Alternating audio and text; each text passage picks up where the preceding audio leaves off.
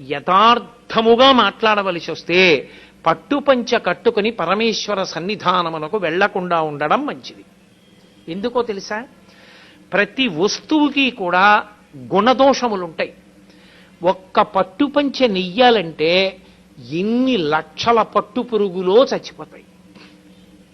Mulberry ఆకులు పెట్టి పట్టుపురుగుని పెంచి బాగా కడుపు నిండా తిని అది పట్టు దారాన్ని చుట్టూ అల్లుకుని పట్టుగూట్లో మెత్తగా ఉంది కదా అని పడుకుంటుంది.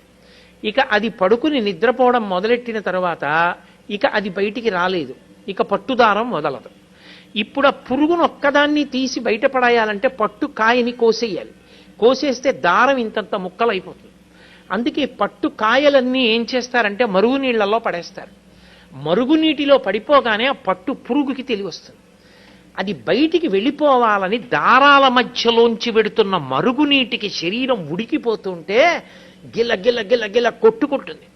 కొట్టుకుని బయటికి వెళ్లే మార్గం లేక తానల్లుకున్న గూట్లో తానే చచ్చిపోతుంది. చనిపోయిన తరువాత పట్టుకాయని తీసుకొచ్చి కండికి పెట్టి తిప్పుతారు. తిప్పి దారాన్ని యువతలకి తీసేసి ఆ పట్టు కాయని దాంట్లో ఉన్నటువంటి పురుగుని వీధిలో పారేస్తారు. పశువులు తినేస్తాయి. మాంసాహారులైన పందులు మొదలైనటువంటివి తింటాయి. ఎంతో హింస ఉంది ఒక పట్టుపంచలో.